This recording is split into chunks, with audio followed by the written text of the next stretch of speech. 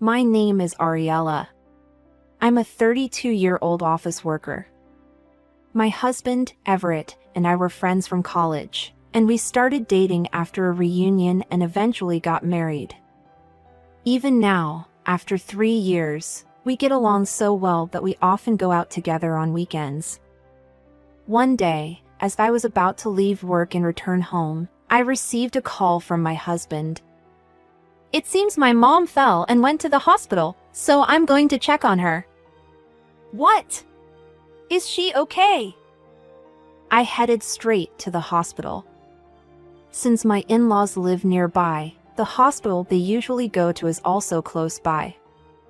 When I arrived at the hospital, my husband was already there. "Ariella, you've come to see me?"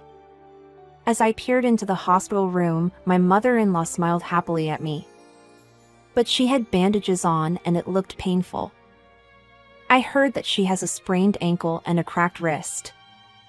Even though she has a job, she'll probably have to take some time off. "I'll focus on treatment for now." She said that with a smile, and my husband and I felt relieved. Then, my brother-in-law and his wife arrived. "I heard you fell, Mom." I thought they were worried, but I couldn't believe what I heard next. "What the heck were you doing? Did you take a bus here? Huh? A taxi? Why did you waste money like that?" His wife chimed in. "When can you go back to work? And what about the house chores? Who do you think will take care of all that in place of you?" My brother-in-law and his wife have a grade school-aged son and live with my mother-in-law. According to my husband, because they wanted to save money for buying their own home in the future. They moved in with her in a rather intrusive manner, saying that it must be lonely for her to live in such a big house alone. My mother-in-law works until the evening, and when she comes home, she cooks meals for my brother-in-law's family and takes care of most of the housework. She even looks after their grade school-aged son. She has a naturally caring personality and can't leave people in need, so it seems this situation is unavoidable for her. However, my husband says that we shouldn't stick our nose into it, because we don't know anything like living expenses and such. Still, it infuriates me to see my mother-in-law being talked to like this. I couldn't help but speak out. "Isn't that a bit rude?" In response, my brother-in-law's wife glared at me fiercely. "What would you know? You don't even have kids. It's already tough enough taking care of children, and now I have to take care of my mother-in-law too." I wanted to argue back, but my mother-in-law immediately stopped me. "Thank you for coming today, Ariella. Everett, go and have something delicious to eat." Saying that, she took out a $100 bill from her wallet and handed it to my husband. My brother-in-law's family glared at us as they saw that, but we pretended not to notice and quickly left the hospital room. We went to a restaurant for a meal on our way home. "It seems like my brother is getting influenced by his wife," my husband murmured, looking a bit disappointed. I had that my brother-in-law has had a personality that gets easily swayed by other people. His wife must have become interested in him because he works at a big company and he has a good income. They got married because she made an aggressive move on him. From then on, my brother-in-law's personality gradually changed. My husband didn't like his brother's wife from the beginning and became distant, so he only heard later from my mother-in-law that they were living together. "I wonder if your mother is okay," I said to my husband because I was concerned about the attitude of my brother-in-law and his wife earlier. He said that he wanted to visit his mother's home more frequently for a while, so I agreed. The next day, my mother-in-law was scheduled to be discharged after her examination, so my husband and I drove to the hospital. My brother-in-law didn't have a car, so I thought we could give him a ride, but we were met with an unexpected situation. When we entered the hospital room, my mother-in-law was getting ready to leave. However, she seemed to be having a hard time with her hands and feet. After I greeted her, I helped her. Where is Grady? Naturally, we expected his brother to be here to pick her up, but when my husband asked my mother-in-law, she sadly replied, "He's busy, so he can't come. He told me to take the bus back." My husband and I exchanged glances. Neither of them can come to pick her up in this situation? If that's the case, at least they should have asked us to pick her up. And they told her to take the bus home. It's already difficult for her to walk, and she has luggage too. I'm sure my husband and I were both thinking the same thing. Even I am getting really angry, so my husband must be even more furious, because his own mother was being treated like that. However, my mother-in-law said, "Don't be angry with them. I'll be fine." When we drove my mother-in-law home, there was no one at their house. My husband supported his mother, and I carried the luggage, but the inside of the house was in a terrible state. There were piles of unwashed laundry and dirty dishes. My mother-in-law was hospitalized for only 1 day, so what on earth happened here? "I'm responsible for the housework, so there's no choice," my mother-in-law said, trying to start tidying up, but we quickly stopped her. Seeing a mess worse than we expected, my husband secretly consulted with me. "Can we let my mom stay with us for a while?" he asked. I nodded enthusiastically, and he made the proposal to his mother. But she smiled and said, "Thank you. But you know, I don't want to leave this house where I spent time with your father. We have so many memories together." With her words, we couldn't insist any further. When my brother-in-law returned later, my husband confronted him. "Until mom's injury heals, don't make her do any housework. If you have any problems, let us know, and we'll help." Saying that, we left my in-laws' home. Every few days, we visit my in-laws' house. Perhaps my husband's visit had an effect, as the house is not messy. That day, I had a day off from work, so I bought some gifts, and visited my in-laws alone. There was no one else in the house except my mother-in-law. My brother-in-law's wife had left without telling my mother-in-law, and my mother-in-law had no idea where my brother-in-law's wife was. While we were talking, my mother-in-law started to do the laundry, so I hurriedly stopped her and helped her. "You shouldn't do this now, it will worsen your condition." "But you see, I'm taking a time off from work, so at least I should do some housework." I gently guided my mother-in-law to sit down and brought out the tiramisu I bought as a gift. "I really like this. I bought it for you to try, so please let me know what you think." I pushed the tiramisu onto her, and she thanked me, and finally took a rest. In the meantime, I started to take care of the laundry. She might not like someone like me touching her laundry, but there's no time for that. While I was doing that, I heard noise from the entrance. My brother-in-law's wife has come home. "You're here again?" As soon as she entered the room, she glanced at me and said that. When she saw my gift, her eyes sparkled. "That's the tiramisu from the famous restaurant, isn't it?" She snatched the tiramisu, still in the bag, from in front of my mother-in-law. Ignoring my attempts to stop her, she started getting the tiramisu out of the bag. "It's a gift, right? Then it should be okay if I have some," she said. Of course, I bought enough for my mother-in-law and my brother-in-law's family, but it annoyed me that she didn't even say thank you, and just took it without permission. I got fed up with everything and finally spoke up. Can you do some housework, please? It's not right that our mother-in-law who is injured is doing the housework, don't you think?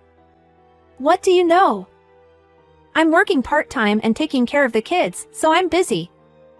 Besides, our mother-in-law isn't working and lives here, so she should do the housework, right? I retorted to her excuse. She is not working because she is injured, so it can't be helped, can it? If you make her overexert herself now, her injuries won't heal. Who do you think you are? Why would I have to take care of my mother-in-law? There was no condition to take care of her when we got married. If she's broke and can't work, she should leave. I couldn't hold back my anger anymore and snatched the tiramisu from her. Susan, let me pack your things. My mother-in-law was surprised, but my momentum couldn't be stopped. I packed her belongings into a suitcase, ignoring my brother-in-law's wife who was trying to follow me to take back the tiramisu. She is going to live with us. We'll come back to get whatever she needs later. Saying that, I put my mother-in-law in the car and returned home. Since I have decided on my own, I sent an email to my husband explaining what had happened. I made my mother-in-law sit down and I said this to make it clear to her. Susan, I don't like it when someone else touches the things in my house. So please don't do any cleaning, laundry, or cooking, okay? My mother-in-law has been in shock, but perhaps she has finally calmed down. She thanked me, almost on the verge of tears. Just then, my husband came home from work. Ariella! I'm sorry, what happened? Hastily entering the room, my husband looked puzzled. I tried to explain, but my mother-in-law explained it for me. I'm sorry, Everett. Ariella was worried about me and brought me here. My husband called my brother-in-law. Apparently, my brother-in-law's wife told my brother-in-law like this.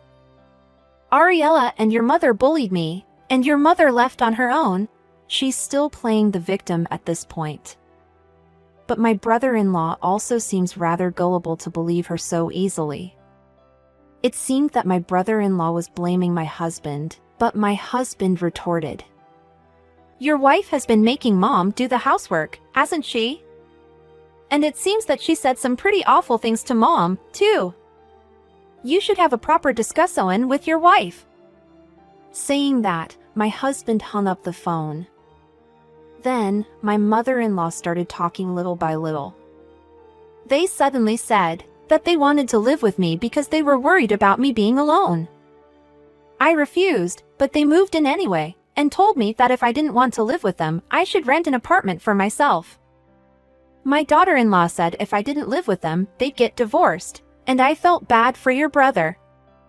In the end, the housework was my job, and no one was home when their kids came home. So I had to take care of them, but they haven't even paid for the living expenses. Neither my husband nor I knew that something like that was happening, and we exchanged glances. My brother-in-law seems to believe that his wife and my mother-in-law shared the household chores equally. Also, apparently his wife lies that she is going to work, but in reality she goes out to have fun on her days off. My mother-in-law said that she couldn't bring herself to tell anyone about this either. Actually, my brother-in-law was a victim of marriage fraud in the past, and my mother-in-law is worried that he won't recover if they get divorced. She feels sorry for him, which is why she couldn't say anything. My husband also has a complicated expression. That's understandable. But for now, the priority is my mother-in-law's recovery. So we decided to set aside the topic about her living with my brother-in-law's family for the time being. From that day on, I made meals in advance, came home without working overtime, and made efforts to make things easier for my mother-in-law. Thanks to that, when she went for a checkup, she was told that her recovery was going well. When she returned from the hospital, she handed an envelope to my husband and me. When my husband checked the contents, there was a bundle of $100 bills inside. Here's $8,000 for living expenses, she said. What? We both exclaimed in surprise. What's this $8,000 for? Why is she trying to give us such a big amount of money? We vigorously shook our heads. Mom, you don't need to pay for living expenses. That's right.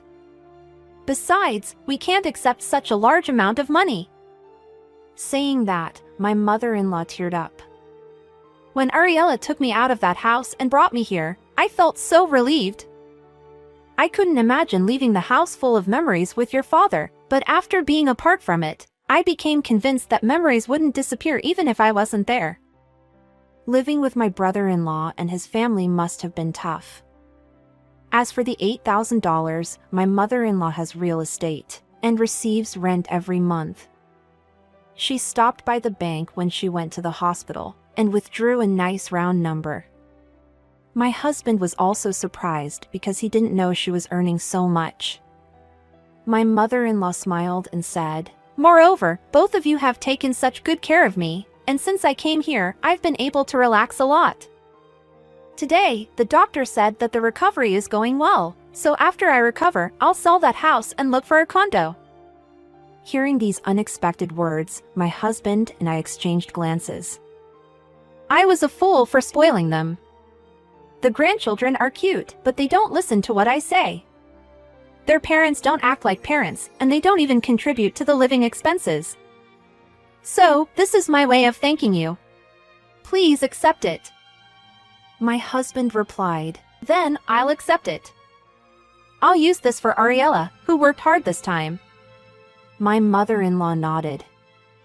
After that, we decided to have a discussion with my brother-in-law and his wife, so we visited the family home together with my mother-in-law. As expected, the room was in a complete mess. There was garbage such as packages of instant food and frozen food on the floor, and it was clear that my brother-in-law's wife doesn't do any housework.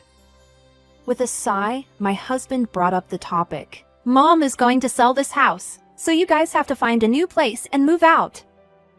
Then, it was my brother-in-law's wife who strongly opposed. "What are you saying?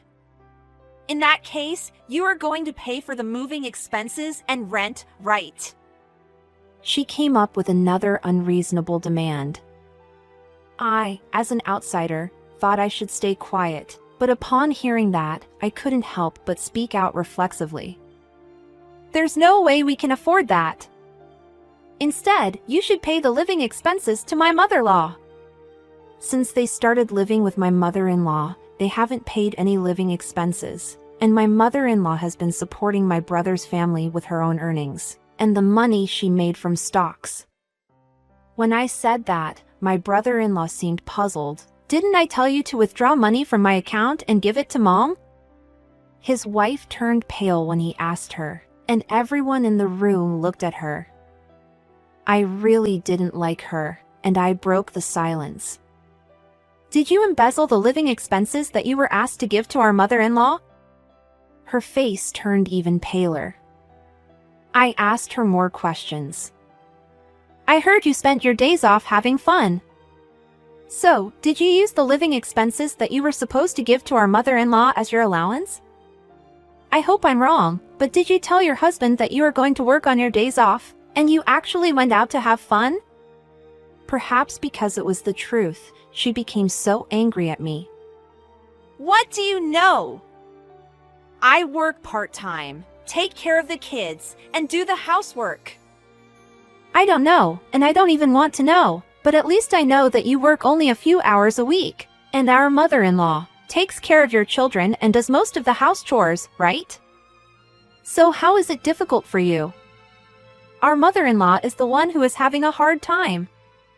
It seems that my brother-in-law had never doubted his wife, and was completely unaware of what was happening. My brother-in-law's wife had taken advantage of our mother-in-law who didn't say anything, and she had done as she pleased, but now her actions were finally exposed. My husband couldn't stand it and spoke up. "Grady, it's also your fault because you didn't notice anything at all." My mother-in-law had a complicated expression. My brother-in-law was angry with his wife, but he seemed to have realized something when he heard my husband's words. My brother-in-law apologized to my mother-in-law and us, saying, "I was wrong. I'm really sorry." Afterward, my brother-in-law's wife caused a big fight with her husband and returned to her parents' home.